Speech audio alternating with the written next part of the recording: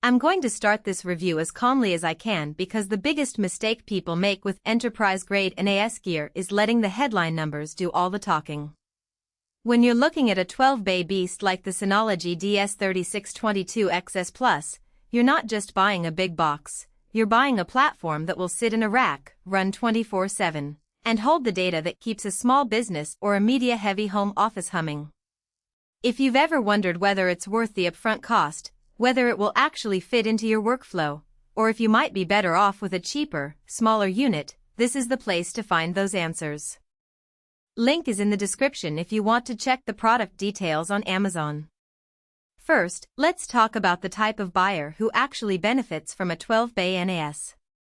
If you already have a growing library of 4K video files, multiple virtual machines, or a set of critical business applications that need redundancy and fast access, the DS3622xs Plus can be a real time saver. It shines when you need to host several Docker containers, run Synology's virtual machine manager, or consolidate backup streams from a handful of remote offices. For a home user who only streams a couple of 1080p movies or backs up a few laptops, the price per bay and the sheer power of the system are likely overkill. In short, think of it as a when you need a data center in a box solution rather than a bigger external hard drive.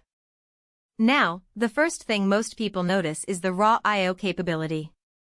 Synology advertises over 260,000 4K random read IOPS and sequential throughput that can reach up to 4,700 megabytes per second read and 2,400 megabytes per second write.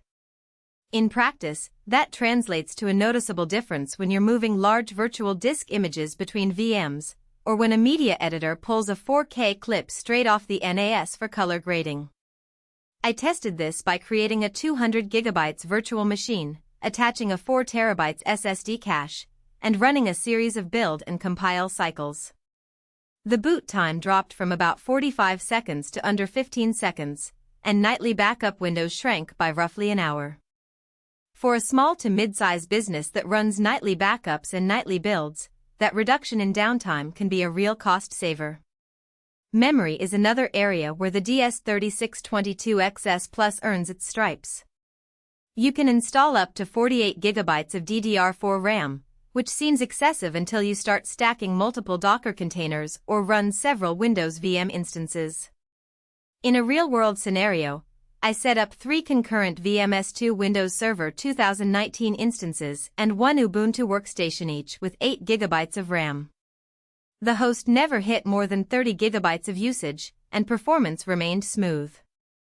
If you're only planning to host basic file shares or a single Plex server, you'll never need that much RAM, and you could look at a lower-tier Synology model with fewer bays.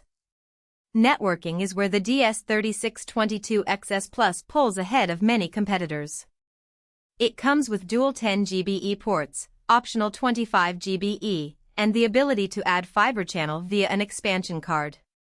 When you connect it to a 10 GBE switch, you'll instantly see faster file transfers for large data sets.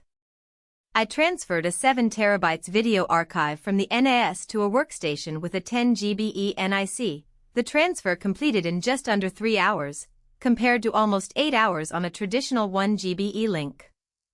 If your environment already has a 10 GBE backbone, this NAS will fit right in. If you're still on a 1 GBE network, you won't tap into its full speed without upgrading your infrastructure, which adds extra cost. One of the hidden trade-offs is the initial diskless state. The DS3622xs Plus ships without any drives, which is actually a strategic choice by Synology. It forces you to pick the right drives for your intended workload, whether that's high-end WD Gold or Seagate Ironwolf Pro for RAID 10, or a mix of SSDs for caching. That decision can be a double-edged sword. You have the flexibility to tailor capacity and performance, but you also need to budget for a full set of drives before the NAS can become operational. Many first-time buyers underestimate the total cost, thinking the price tag on the chassis is the whole expense. In reality, you're likely spending an additional $4,000 on drives in a balanced configuration. Another practical weakness is the learning curve. Synology's DiskStation Manager, DSM, is polished, but the enterprise-grade features such as ISCSI target configuration, multiple VLANs, or advanced QoS require a certain level of networking knowledge.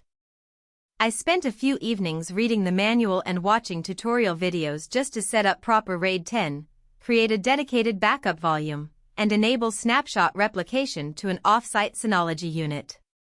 If you're comfortable with the command line or have IT support, that's fine. If you're a solo entrepreneur who prefers plug-and-play, the onboarding time might feel longer than expected. On the reliability front, the 5-year warranty gives a solid safety net, and Synology's reputation for firmware stability is a big plus. In the time I've used the unit, about 6 months, there have been 0 unexplained crashes or data inconsistencies.